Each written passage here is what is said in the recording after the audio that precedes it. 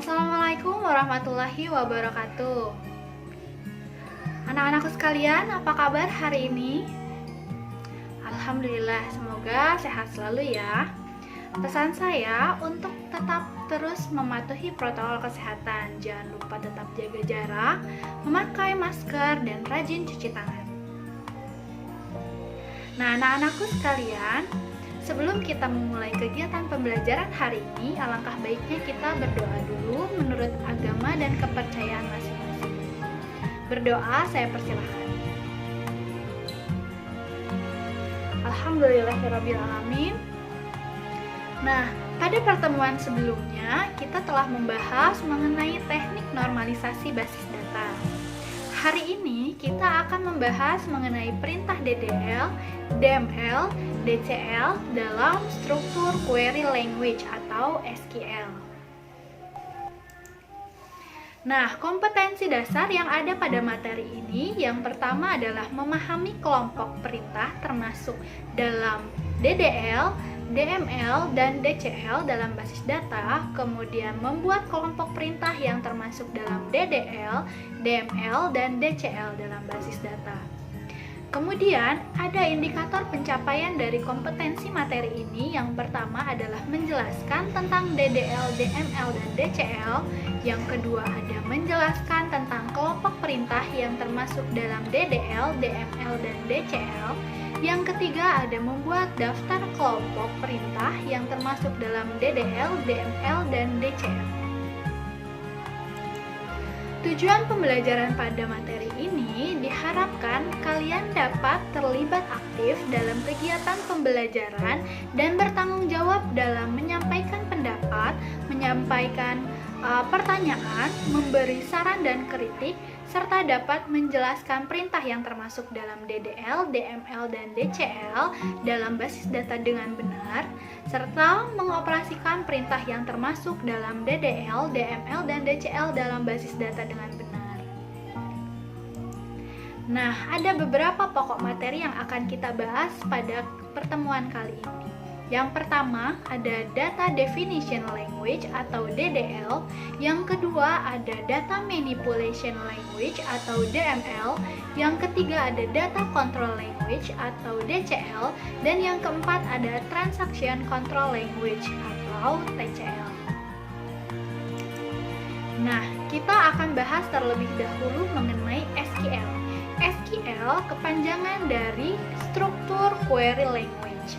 Sedangkan pengertian SQL yaitu bahasa atau language yang digunakan untuk mengakses data di dalam sebuah database relasional.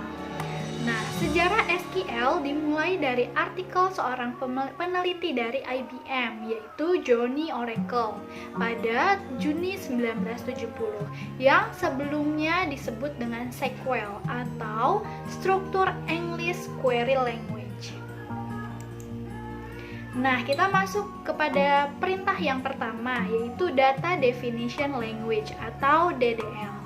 DDL digunakan untuk mendefinisikan, mengubah, serta menghapus basis data dan objek-objek yang diperlukan dalam basis data. Perintah yang termasuk dalam DDL ada 3. Ada create, alter, dan drop. Nah, kita akan coba lihat masing-masing perintahnya. Yang pertama ada create. Digunakan untuk membuat basis data maupun objek-objek basis data, yaitu ada table, view, dan lain-lain. Sintaks penulisannya yaitu create database diikuti nama basis datanya apa. Kemudian untuk pembuatan tabel, sintaksnya adalah create table diikuti nama tabelnya dalam kurung, nama field pertama, kemudian diikuti tipe data dan size-nya, kemudian nama field kedua diikuti tipe data dan size-nya, dan seterusnya apabila field-nya masih banyak. Yang kedua ada drop. Drop digunakan untuk menghapus objek-objek basis data seperti database, table, view, dan lain-lain. Penulisan sintaks drop yaitu drop database diikuti nama database-nya, drop table diikuti nama tabelnya.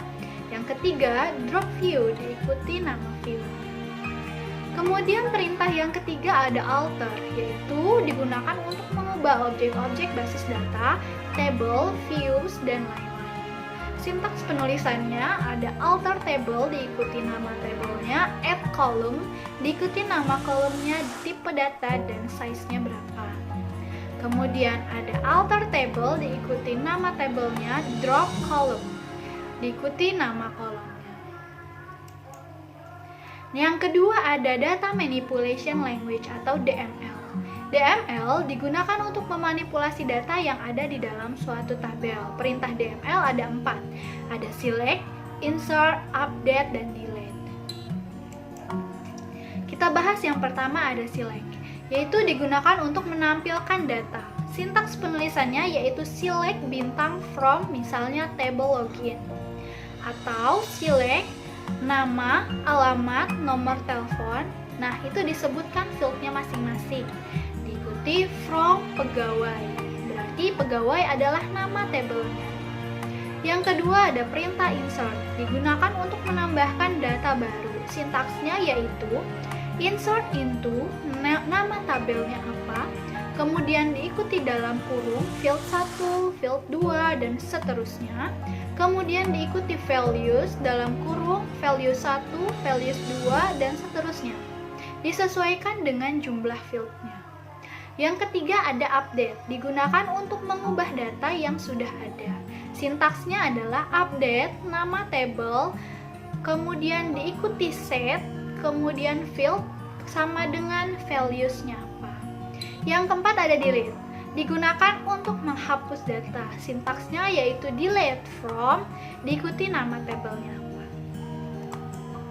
Yang ketiga ada data control language atau DCL, yang digunakan untuk mengendalikan akses data yang tersimpan dalam database atau otorisasi.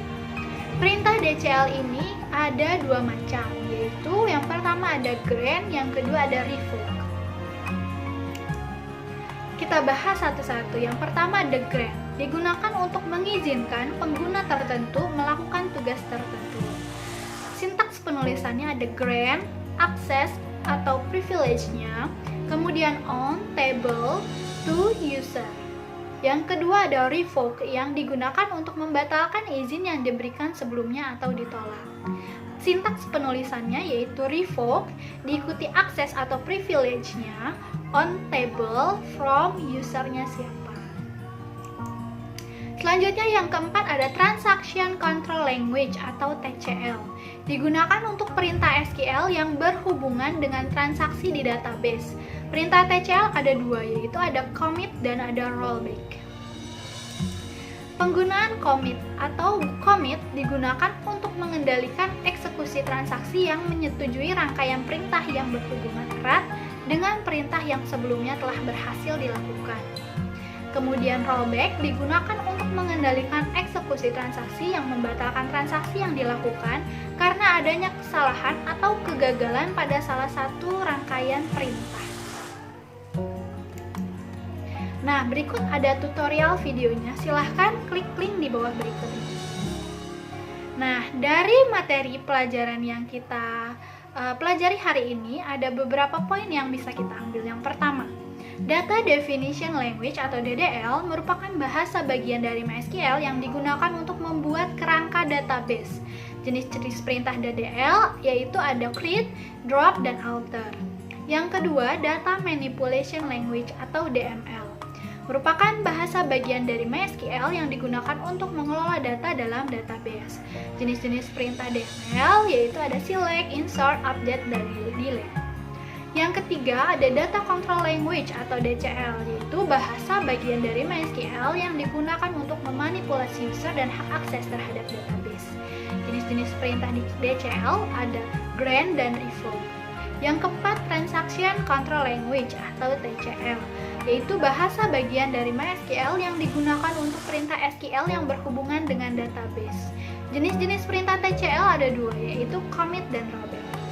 Anak-anakku sekalian, silahkan apabila ada materi yang kurang jelas, bisa sampaikan pertanyaan di bawah. Nanti kita akan bahas bersama. Selanjutnya adalah tugas yang harus kalian kerjakan di rumah. Ada 4 nomor. Yang pertama, Setelah materi pembelajaran hari ini, kamu telah mempelajari mengenai alter dan rename. Nah, tuliskanlah pemahamanmu mengenai kedua perintah tersebut minimal 25 kata.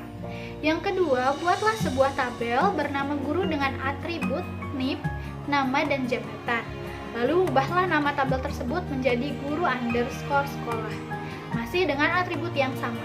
Uraikanlah mengubah nama-nama tabel tersebut. Yang ketiga, tambahkan suatu field yaitu jenis kelamin dengan tipe data varchar 10. Yang keempat, print screen langkah-langkah soal nomor 2 dan nomor 3 tersebut dalam kertas HVS. Apabila sudah selesai dikerjakan, silahkan langsung mengupload tugasnya di e-learning. Selamat mengerjakan, insya Allah mudah-mudahan tugasnya baik dan mendapatkan hasil yang baik. Sampai sini materi hari ini, semoga bermanfaat. Terima kasih. Alhamdulillahirrabbilalamin. Saya akhiri. Assalamualaikum warahmatullahi wabarakatuh.